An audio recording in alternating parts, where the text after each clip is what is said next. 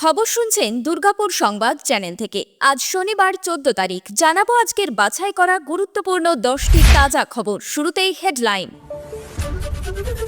Chargesheet দিতে পারল না সিবিআই। আরজি কর ধর্ষণ খুন মামলায় জামিন পেলেন সন্দীপ অভিজিৎ। এতদিনে ফাঁসিও হয়ে যেত। সন্দীপ ঘোষ জামিন পেতেই কেন এমন প্রতিক্রিয়া দিলেন কুণাল?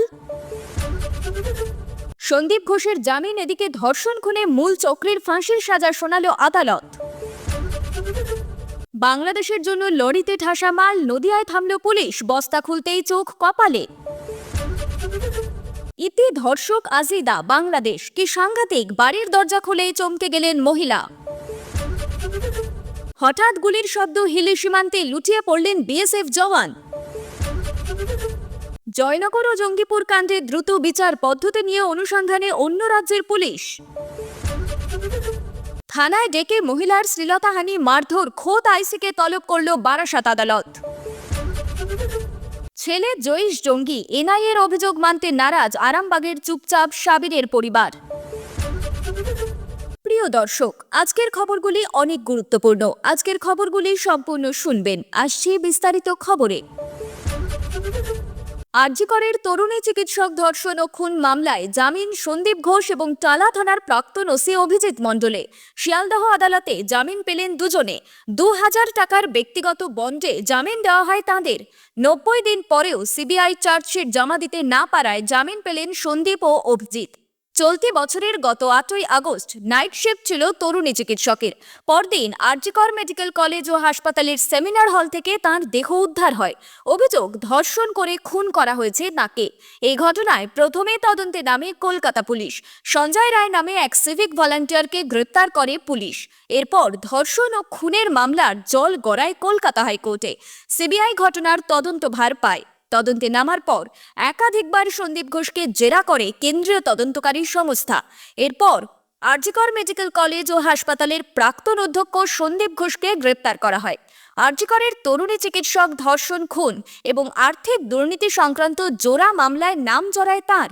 কর্তব্যে গাফিলতির অভিযোগে গ্রেফতার করা হয় টালা থানার তৎকালীন ওসি অভিজিৎ মণ্ডলকে। আরজি কর কাণ্ডে চার্জশিট জমা দিয়েছে সিবিআই। ওই চার্জশিটে ধৃত সিভিক ভলান্টিয়ার সঞ্জয় রায়কে মূল অভিযুক্ত হিসেবে উল্লেখ করা হয়। তবে সন্দীপ ঘোষ কিংবা অভিজিৎ মণ্ডল ঠিক কিভাবে যুক্ত ছিলেন এই মামলায়, সে বিষয়ে চার্জশিটে সিবিআই এর তরফে সুস্পষ্টভাবে কিছু উল্লেখ নেই। সে কারণেই শুক্রবার শিয়ালদহ আদালত সন্দীপ ঘোষ এবং অভিজিৎ মণ্ডলকে জামিন দেয়। 2000 টাকার ব্যক্তিগত বন্ডে জামিন পেয়েছেন তারা। আদালতের তরফে জানানো হয়েছে, তদন্তে প্রতি মুহূর্তে সাহায্য করতে হবে দুজনকেই। তরুণী চিকিৎসক ধর্ষণ খুনে জামিন পেলেও এখনো চলছে আর্থিক দুর্নীতি মামলা। সে কারণে এখনই জেল মুক্তি হচ্ছে না সন্দীপের। তবে অভিজিৎ মণ্ডলের জেল মুক্তি হবে। সিবিআই এর ব্যর্থতা নিয়ে রাজনৈতিক মহলে শুরু জোর চাপানোতর। তদন্তকারীদের অপদার্থ বলে দাবি করেছেন কুণাল ঘোষ। আমরা দোষীদের ফাঁসি চেয়েছি, এতদিনে দোষীদের ফাঁসিও হয়ে যেত, কিন্তু কেন হলো না? আরজি কর কাণ্ডে প্রাক্তন অধ্যক্ষ সন্দীপ ঘোষ ও টালা থানার প্রাক্তন ওসি অভিজিৎ মণ্ডলের জামিনের পর সেই প্রশ্নেরই ব্যাখ্যা দিলেন তৃণমূলের রাজ্য সম্পাদক কুণাল ঘোষ। কুণাল এই প্রসঙ্গে বলেন, আরজি করের ঘটনা পৈশাচিক, কড়া ভাষায় নিন্দা করেছি। আমরা দোষীদের ফাঁসি চেয়েছি। 24 ঘন্টার মধ্যে কলকাতা পুলিশ মূল অভিযুক্তকে গ্রেপ্তার করে নিয়েছিল। সেই সময় যারা বলেছিল উই ওয়ান্ট সিবিআই, আজকে তারা বুঝবে। কলকাতা পুলিশের তদন্তে আস্থা রেখে তিনি বললেন, কলকাতা পুলিশের হাতে যদি আরজি কর ঘটনার তদন্তের দায়িত্বভার থাকতো, তাহলে যেভাবে কুলতলি ফরাক্কায় বিচার হয়েছে, এতদিনে এই তদন্ত শেষ হয়ে বিচার হয়ে ফাঁসির সাজা হয়ে যেত। সিবিআইকে খোঁচা দিয়ে কুণাল বলেন, নানা রকম গল্প তৈরি করা হলো, সূত্রের আমদানি হলো। সিবিআই সূত্র মারফত জানাচ্ছে, এ কেমন সূত্র যে চ্যানেল এবং খবরের কাগজকে কানে কানে জানায়, অথচ চার্জশিটে লিখতে পারে না। নাম না করে আন্দোলনকারী চিকিৎসকদের কটাক্ষ করেন তিনি। বলেন, নেমন্তন্ন করে সিবিআইকে যারা ডেকে এনেছেন, তারা সিবিআই এর সঙ্গে এখন গিয়ে কথা বলুন। এই রায়ে সিবিআই এর ভূমিকা নিয়েও অসন্তোষ প্রকাশ করেন জুনিয়র চিকিৎসকরা। তাদের বক্তব্য, এর দায় সিবিআইকেই নিতে হবে। 21 দিন, তার মধ্যেই চার্জশিট, আর 59 দিন, তার মধ্যেই রায়দান। ফরাক্কায় শিশুকন্যা ধর্ষণ খুনে দীনবন্ধু হালদারের ফাঁসির সাজার নির্দেশ দিল জঙ্গিপুর মহকুমা আদালত। বৃহস্পতিবারই তাকে দোষী সাব্যস্ত করে। অপর অভিযুক্ত শুভজিৎ হালদারের যাবজ্জীবন কারাদণ্ডের নির্দেশ দেওয়া হয়। প্রসঙ্গত 13ই অক্টোবর 9 বছরের শিশুকে ধর্ষণ করে খুনের অভিযোগ ওঠে দীনবন্ধুর বিরুদ্ধে। সেদিন সকালে পুজোর ফুল দেওয়ার লোভ দেখিয়ে ওই শিশুকে তুলে নিয়ে গিয়েছিল দীনবন্ধু।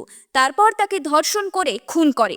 শিশুকন্যার দেহ উদ্ধারের পর ক্ষোভে ফুঁসে ওঠে ফরাক্কা। তদন্তে নেমে পুলিশ দীনবন্ধুকে গ্রেফতার করে। তাকে জিজ্ঞাসাবাদ করে শুভজিৎ হালদার নামে আরও একজনকে গ্রেফতার করে পুলিশ। ধৃত দীনবন্ধুর বিরুদ্ধে অপহরণ করে ধর্ষণ খুনের ধারায় মামলা দায়ের হয়। শুভজিতের বিরুদ্ধে ধর্ষণ খুনের ধারায় মামলা রয়েছে। ধৃত দুজনের বিরুদ্ধে সেই ঘটনায় 21 দিনের মধ্যে চার্জশিট জমা দিয়েছিল ফরাক্কা থানার পুলিশ। বৃহস্পতিবার সেই মামলার রায়দান হয়। বৃহস্পতিবার জঙ্গিপুর আদালতে অতিরিক্ত জেলা ও দায়রা আদালতের বিচারক অমিতাভ মুখোপাধ্যায়ের এজলাসে দোষী সাব্যস্ত করা হয়। আপনাদের সকলকে ধন্যবাদ আমাদের চ্যানেলটিকে সাবস্ক্রাইব করার জন্য। আমরা জানতে আগ্রহী আপনারা কোন জেলা থেকে আমাদের খবর শুনছেন। আমাদের খবরগুলো আপনাদের কেমন লাগছে সেটাও জানাবেন। আপনাদের মূল্যবান মতামত আমাদের জন্য খুবই গুরুত্বপূর্ণ। ভিডিওটি লাইক করতে ভুলবেন না এবং নিয়মিত সঠিক খবরের জন্য চ্যানেলটির সাথে থাকুন। ফিরে আসছি পরবর্তী খবরে। ফের বড় সাফল্য পেল পশ্চিমবঙ্গ পুলিশ। রাবারের আড়ালে বাংলাদেশে পাচার করা হচ্ছিল বিপুল পরিমাণ গাঁজা, কিন্তু গোপন সূত্রের সেই খবর পেয়ে পাচারকারীদের ধরে ফেলল কৃষ্ণনগর জেলা পুলিশের special operation group. Krishnanagar Karimpur রাজ্য সড়কের কাছে চাপড়া থানার সোনপুকুর এলাকায় আটক করা হলো একটি লরিকে। বাজেয়াপ্ত করা হলো প্রায় 106 কেজি গাঁজা, যার আনুমানিক বাজার মূল্য প্রায় কোটি টাকার কাছে বলে মত ওয়াকিবহুল মহলের। খবর চাউর হতেই রীতিমতো শোরগোল পড়ে গিয়েছে এলাকায়। লরির চালক শহীদুল শেখকে গ্রেফতার করেছে পুলিশ। ধৃতকে জেরা করতেই উঠে আসে একের পর এক চাঞ্চল্যকর তথ্য। পুলিশ জানতে পেরেছে লরিটি অসম থেকে রাবার নিয়ে কলকাতার দিকে যাচ্ছিল। রাস্তায় কোচবিহার থেকে বিপুল পরিমাণ গাঁজা তোলা হয় গাড়িতে। চাপড়ার ভারত বাংলাদেশ সীমান্ত দিয়ে বাংলাদেশে পাচারের ছক ছিল বলে প্রাথমিক তদন্তে মনে করছেন তদন্তকারীরা। কিন্তু গোটা পরিকল্পনায় গোপন সূত্র মারফত আগেই জানতে পেরে যায় কৃষ্ণনগর পুলিশ জেলার স্পেশাল অপারেশন গ্রুপ। তারপরেই পাতা হয় ফাঁদ, তাতেই মেলে সাফল্য। লরিটি আসার আগে থেকেই ওই এলাকায় ওত পেতে বসেছিল সাদা পোশাকের পুলিশ।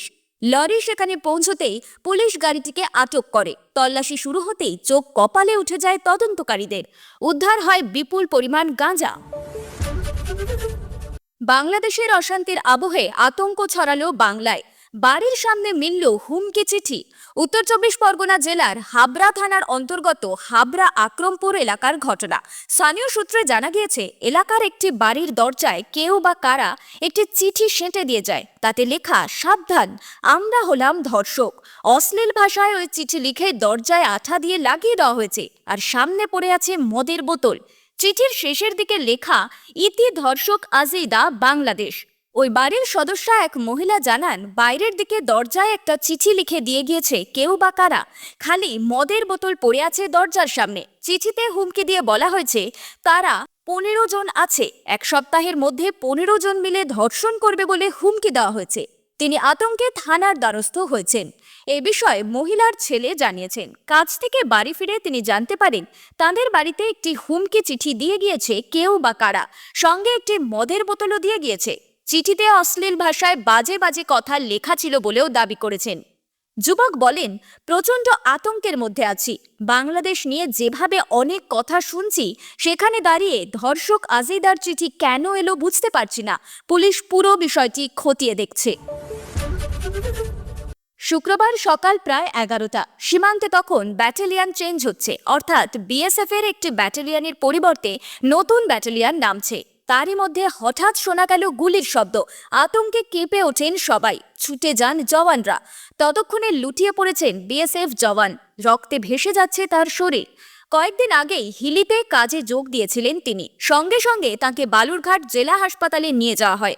পরে তাকে হেলিকপ্টার করে কলকাতায় আনার ব্যবস্থা করা হয়। দক্ষিণ দিনাজপুর জেলার হিলি থানার গোবিন্দপুর বিওপির আগ্রা সীমান্ত এলাকার ঘটনায় গুরুতর আহত হয়েছেন রাহুল সিং, 24 বছর বয়স নামে ওই বিএসএফ জওয়ান। তিনি 17 নম্বর ব্যাটালিয়নে কর্মরত ছিলেন। কর্তব্যরত অবস্থায় অসাবধানতাবশত নিজের সার্ভিস বন্দুক থেকে গুলি লেগে আহত হয়েছেন তিনি। বিএসএফ সূত্রে জানা গিয়েছে, গুলি পিছনে কোমরের উপর দিয়ে পেটের সামনে দিয়ে ফুঁড়ে বেরিয়ে এসেছে তার। সেই জওয়ান ওই সময় পাহারারত ছিলেন। স্থানীয় বাসিন্দারা প্রথমে বিষয়টি দেখতে পান, তারাই ক্যাম্পে খবর দেন। এই বিষয়ে জেলা পুলিশ সুপার চিন্ময় মিত্র বলেন, অসাবধানতাবশত নিজেই গুলিবিদ্ধ হয়েছেন বলে জানতে পেরেছি। পুরো ঘটনাটি খতিয়ে দেখা হচ্ছে। আরজিকর মেডিকেলের তরুণী চিকিৎসক মৃত্যুর পর কেটে গিয়েছে মাস চারেক। সিবিআই তদন্তভার নেওয়ার পরেও সুবিচার পাননি নির্যাতিতার পরিবারের লোকজন। অথচ জয়নগর এবং জঙ্গিপুরে নাবালিকা ধর্ষণ ও খুন কাণ্ডে প্রশংসাযোগ্য কাজ করেছে রাজ্য পুলিশ। মাত্র 2 মাসের মধ্যে দোষীদের ফাঁসির সাজা দিয়েছে আদালত। আর সেই কারণেই অন্য রাজ্যের পুলিশ বাংলার তদন্তকারীদের সঙ্গে যোগাযোগ করতে শুরু করেছে। শুক্রবার সাংবাদিক বৈঠক করে কথা জানান রাজ্য পুলিশের এডিজি দক্ষিণবঙ্গ সুপ্রতিম সরকার। তিনি আরও বলেন, এমন স্পর্শকাতর ঘটনায় এত দ্রুত বিচারের নজির অতীতে বাংলায় নেই। ভারতবর্ষে এর আগে এরকম দ্রুত বিচারের কটি ঘটনা আছে বা আদেও আছে কিনা তা জানি না, তবে ইতিমধ্যেই দেশের একাধিক রাজ্য থেকে আমাদের কাছে আনঅফিসিয়ালি খোঁজ খবর নেওয়া শুরু হয়েছে। তারা সকলেই জানতে চাইছেন কিভাবে এত দ্রুত বিচার প্রক্রিয়া সম্পন্ন হলো। যারা তথ্য চাইছে আমরা তাদের তথ্য দেব। জঙ্গিপুর মহকুমা আদালতের বিচারকও এদিন তদন্তকারীদের প্রশংসা করেন।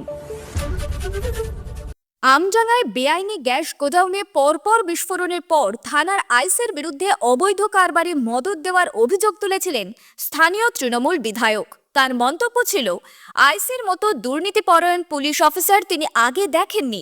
এই ঘটনার রেশ কাটতে না কাটতেই আমডাঙ্গা থানায় ডেকে এক মহিলাকে মারধর ও শ্লীলতাহানির অভিযোগে আইসিকে তলব করল বারাসাত আদালত।